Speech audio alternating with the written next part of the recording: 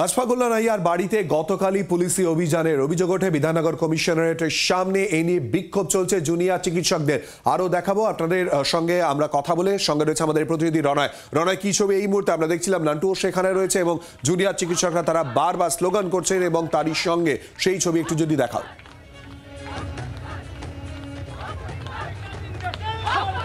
শিলাদিত্য, তুমি জানো যে গতকাল যখন সাত সকালে পুলিশ গিয়েছিল জুনিয়র চিকিৎসক আশফাকুল্লা নাইয়ার বাড়িতে, তখনই কিন্তু চিকিৎসকদের তরফে জানিয়ে দেওয়া হয়েছিল যে বিধাননগর কমিশনারেট ঘেরাও করে তারা বিক্ষোভ দেখাবেন। তার আগে আরজিকর হাসপাতাল থেকে তাদের বিক্ষোভ মিছিল শ্যামবাজার পর্যন্ত গিয়েছিল। এই মুহূর্তে তোমাকে ছবিটা দেখাবো। বিধাননগর কমিশনারেটের সামনে বিক্ষোভ দেখাচ্ছেন সিনিয়র থেকে জুনিয়র চিকিৎসক এবং বেশ কিছু সংগঠন, তারাও কিন্তু এখানে এসছেন। তবে বিধাননগর কমিশনারেটের যে মেন গেট, অর্থাৎ দুদিকে যে রাস্তা যাওয়ার গেট, দুটো গেটই কিন্তু খোলা রয়েছে, অর্থাৎ গেট কিন্তু বন্ধ করে দেওয়া হয়নি।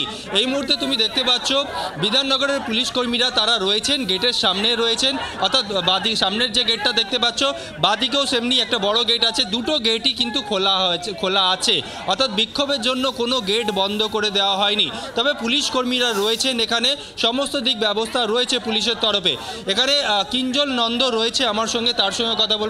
কিঞ্জল, প্রথমত একটা অভিযোগ ইলেকট্রনিক্স কমপ্লেক্স থানায় অভিযোগ হয়েছিল আশফাকুল্লা নাইয়ার বিরুদ্ধে যে MSc/ENT ডিগ্রি না থাকা সত্ত্বেও তিনি সেই ডিগ্রি ব্যবহার করছেন। শুধু তাই নয়, তাকে ডেকে পাঠানো হয়েছে। আজকে বিধাননগর কমিশনারের কাছে আপনারা এসছেন, এখানে বিক্ষোভ দেখাচ্ছেন, কি করণীয় আপনাদের এখন? না, আমার কথা হচ্ছে MSc/ENT ডিগ্রি নিয়ে ও প্র্যাকটিস করেছে, সেই প্রমাণটাকে কেউ দেখিয়েছে?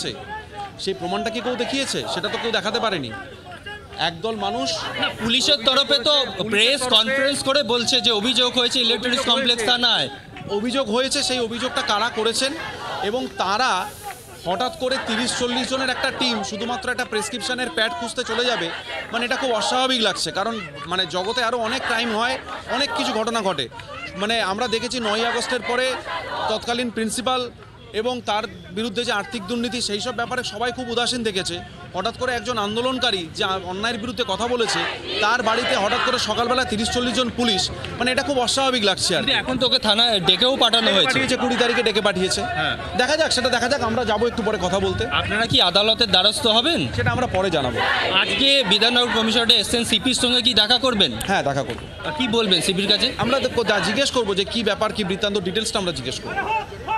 দেখো, পুলিশ কমিশনারের সঙ্গে কথা বলবেন, যেমনটা চিকিৎসকরা জানালো, কিঞ্জল নন্দ যেমনটা জানালো যে তারা বিধাননগর পুলিশ কমিশনারেটের সামনে এসছে। একদিকে যেরকম বিক্ষোভ চলছে, বিক্ষোভের ছবি তুমি দেখতে পাচ্ছ, তেমনি তারা পুলিশ কমিশনারের কাছে জবাব চাইবেন যে কি জন্যে আশফাকুল্লা নাইয়ার বাড়িতে সাত সকালে পুলিশ গেল, এমনকি তাকে কেন ডেকে পাঠানো হলো। পরবর্তীকালে তারা আদালতের দ্বারস্থ হবে কিনা, আইনি পরামর্শ নেবে কিনা, সেটা পরবর্তী বিষয়। ছবিটা তোমাকে দেখাবো যে এখনো পর্যন্ত তাদের বিক্ষোভ চলছে, কিন্তু বিধাননগর পুলিশের তরফে কিন্তু দুদিকের গেট খোলা রয়েছে, কোনো গেট বন্ধ করে দেওয়া হয়নি। তবে পুলিশ কর্মীরা এখানে রয়েছেন।